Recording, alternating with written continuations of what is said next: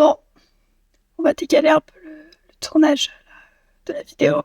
Parce que il me manque un truc un peu essentiel. Un tout petit peu. Donc, on va encore attendre quelques jours avant de tourner la prochaine vidéo.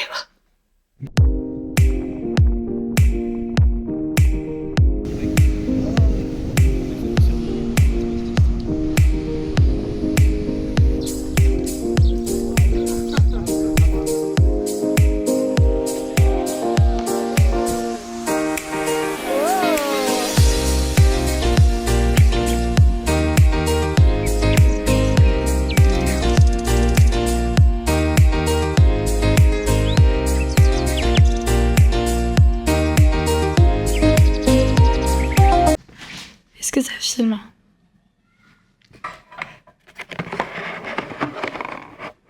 Waouh! Oh là, je suis trop contente. Oh, bah, je suis désolée, j'ai plus de voix, je suis encore malade et tout, mais je voulais trop essayer la caméra. Oh là là, j'espère que ça rend bien de pas avoir de retour. Et avoir une caméra qui coupe toutes les 20 minutes, c'était plus possible. Parce que avant je filmais avec ça. C'est un super bel appareil photo. Mais pour les vidéos, c'est pas du tout fait pour ça. Oh, j'arrête de vous infliger ma voix cassée.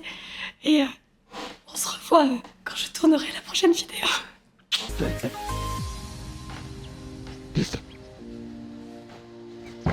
Je suis plus malade.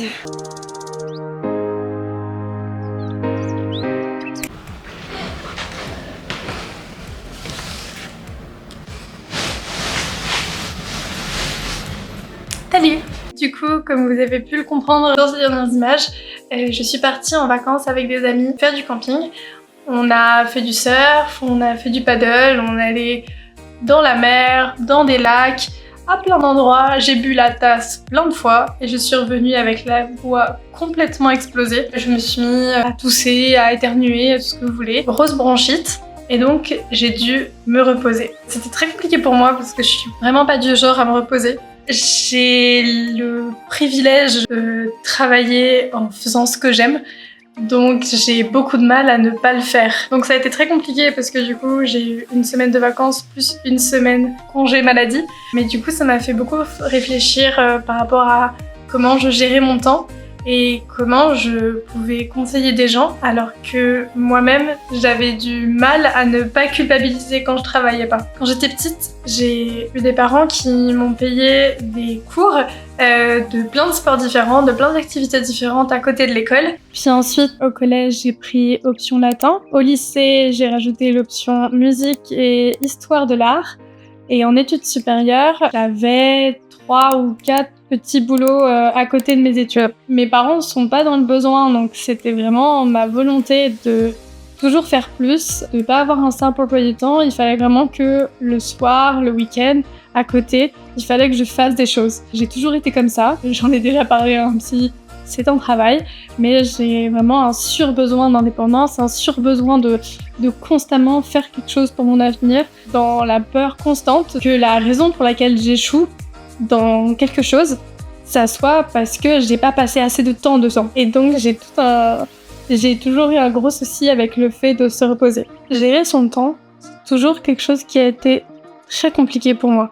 Et très paradoxal aussi. Même si j'adore prendre beaucoup d'avance sur les choses, je suis toujours en retard à tous mes rendez-vous. Même si j'adore tout prévoir à l'avance et regarder avec des mois d'avance les prochaines vacances, au final, mes plus grosses décisions, je les prends sur un coup de tête. Comme mes tatouages, ma couleur de cheveux, même le fait d'être freelance, ça a été vraiment du jour au lendemain où je me suis dit « Ah, c'est ça que je veux ». Et même, je prône vraiment le fait de prendre du temps pour soi. Et au final, c'est moi qui passe mes week-ends à travailler et dès que j'ai une seconde de disponible, je sors mon iPad et je crayonne.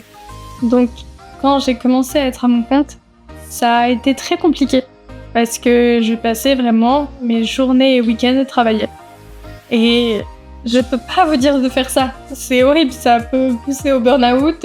C'est extrêmement culpabilisant parce que on a l'impression qu'on fait tellement et qu'on a tellement peu de choses en retour. Et en fait, même si Être freelance aux yeux des autres, c'est génial par rapport aux horaires parce que on peut travailler quand on veut, donc on peut décider un après-midi de dire j'ai pas envie. En vérité, la plupart des gens que je connaisse qui sont à leur compte, ils travaillent tout le temps. Ils travaillent jusqu'à 22h, le week-end, les jours de vacances. Et c'est pas possible d'avoir dit non à un CDI pour au final travailler 1000 fois plus. Vraiment, on est ensemble là-dedans. Ne culpabilisez pas du fait de pas assez mettre de temps et d'énergie dans votre travail. Votre carrière ne va pas se détruire parce que vous avez décidé de prendre une semaine de vacances. Dites-vous que j'ai un de mes professeurs en école supérieure qui me disait, en tant que freelance, travailler 10 jours par mois, ça suffit. Le reste du temps, c'est du mail, c'est de la paperasse à droite et à gauche, c'est quelques posts sur les réseaux sociaux et c'est pas censé être autant. Évidemment, la pression sur le fait d'avoir un rythme régulier sur les réseaux sociaux n'aide pas du tout. Mais sachez qu'actuellement, j'ai pris une pause sur Instagram. Personne ne m'en a voulu. Vraiment, personne ne me fait culpabiliser à ce sujet. J'avais besoin d'une pause où j'ai besoin de ne pas être régulière à ce moment-là. C'est ok, les gens comprennent. Personne ne va vous taper sur les doigts si vous voulez prendre du temps pour vous.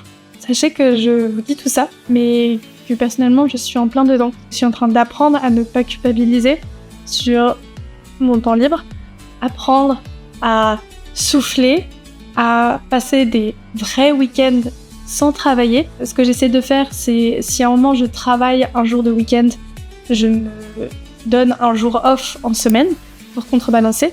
Et du coup, avec cette nouvelle caméra, qui est beaucoup plus pratique pour filmer un peu tout et n'importe quoi, c'est à double tranchant. Je sais pas si ça va m'aider parce que je vais filmer mes moments de repos pour faire une sorte de mini-vlog comme j'ai fait en ce début de vidéo et donc ne plus culpabiliser de me reposer. Ou si, au contraire, ça va faire en sorte que je vais vouloir être productive tout le temps, même en vacances, et que donc ça va être encore pire. Autre que la culpabilité qu'on peut ressentir à travailler tout le temps, je voulais aussi vous parler de mes horaires pour vous expliquer à peu près comment je gère mon emploi du temps et si vous voulez prendre exemple dessus, n'hésitez pas. C'est un emploi du temps qui fonctionne pour moi, je sais que d'autres ne fonctionnent pas du tout comme ça. Chacun son rythme, chacun sa manière de faire. Par exemple, personnellement, je suis pas trop du matin. Vraiment, les réveils à 6-7 heures, ça a toujours été un calvaire pour moi, alors que travailler le soir, aucun souci. Donc, au départ, je mettais pas de réveil, je me réveillais vers 11h, je commençais à travailler, il était midi, et je travaillais jusqu'à 21h, 22h. C'était pas très bon pour ma vie sociale. Pour à chaque soirée que j'avais, à chaque restaurant que je pouvais avoir, je finissais ma journée vers 18-19h. Et donc je culpabilisais de pas avoir assez travaillé, et donc je passais mes week-ends à travailler, et c'est le serpent qui se mord la queue, du coup j'étais fatiguée pour le jour d'après, je me levais à 11h, etc. Aujourd'hui j'ai un rythme différent, je suis toujours pas du matin, mais je me mets un réveil, ou alors je me réveille de moi-même vers 8h30, 9h. Ça reste tard comparé aux personnes qui doivent se lever pour aller au bureau, mais pour moi c'est le rythme qu'il me faut. Jusqu'à 10h, je fais soit la méditation, soit du yoga, j'écris dans un journal, je me fais un café, un petit déjeuner, et donc à 10h, je suis prête à travailler. Alors qu'avant, je me réveillais à 11h, bon, à 12h30, j'étais réveillée, mais je venais de manger, je culpabilisais de m'être levée tard, je commence à travailler pour moi vers 10h, et je finis ma journée à 18h. Il y a évidemment des jours d'exception, il y a des moments où je vais à la salle de sport, où je vais vouloir sortir, où je vais profiter du fait d'avoir un emploi du temps flexible pour pouvoir mettre un rendez-vous médical ou une sortie avec des amis freelance dans la journée, mais vous avez à peu près l'idée. Et pour ceux qui ne sont pas en freelance ou qui ne se sont pas encore lancés, sachez qu'il y a deux possibilités en freelance. C'est soit d'avoir un emploi du temps extrêmement libre, en ayant des contrats de personnes qui veulent juste un rendu à la fin de la semaine, à la fin du mois, et qui se fichent de la manière dont vous travaillez. Ou alors, il y a des clients qui veulent vraiment que vous fassiez du 8h-18h, dans le sens où ils veulent pouvoir faire des retours tout au long de la journée. Et donc, si eux sont au bureau à ces horaires-là, il faut envoyer vos mails à ces horaires-là. C'est aussi possible. Ça m'est déjà arrivé d'avoir des horaires de CDI pendant un temps pour un client. Dans tous les cas, sachez que être illustratrice freelance, c'est vivre de sa passion. C'est vivre d'une chose incroyable. Le but, c'est pas d'en être dégoûté à y mettre trop de travail et trop de temps et trop d'énergie. C'est censé être un réel plaisir et je vous promets que les temps de repos que vous avez, c'est du temps aussi où vous nourrissez votre créativité et qui vous rendront beaucoup plus productive dans votre temps de travail. Si vous êtes complètement KO du fait de trop travailler, ça va juste vous ralentir. N'hésitez pas à prendre du temps pour vous, chérir aussi et prendre de la distance des fois en vous disant « j'ai un beau métier, j'ai une carrière et une future vie incroyable qui va naître dans tout ça. Et aujourd'hui, j'apprends petit à petit à aimer ce métier et à prendre du temps pour moi, pour me rendre compte du fait que je peux vivre de ma créativité. Et ça, c'est juste incroyable.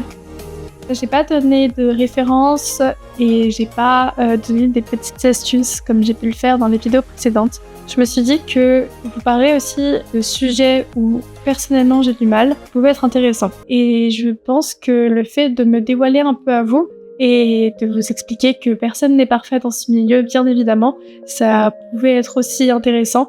Sachez que j'ai pas la science infuse. Il y a beaucoup d'entre vous qui m'envoient des DM pour me demander comment je fais pour trouver des clients, qui me demandent ce que je ferais dans leur situation. Donc voilà. L'intérêt de cette chaîne YouTube aussi, c'est de grandir ensemble. Donc j'ai évidemment des choses à apprendre, des choses sur lesquelles il faut que j'évolue. Et le fait de gérer son temps, de ne pas culpabiliser, le fait de ne pas travailler H24, c'est sur quoi je suis en train de travailler en ce moment. Donc je voulais vous partager. N'hésitez pas à vous abonner à cette chaîne, à activer la cloche et à laisser un petit commentaire et un petit j'aime si cette vidéo vous a plu. J'espère que la qualité de la caméra est aussi mieux que sur les dernières vidéos parce que du coup j'ai investi dans une nouvelle caméra, j'ai un petit retour donc peut-être que mes yeux ils font gauche-droite, je suis pas encore habituée mais voilà, franchement pour l'instant je l'adore et j'espère que vous aussi. À la semaine prochaine, bisous.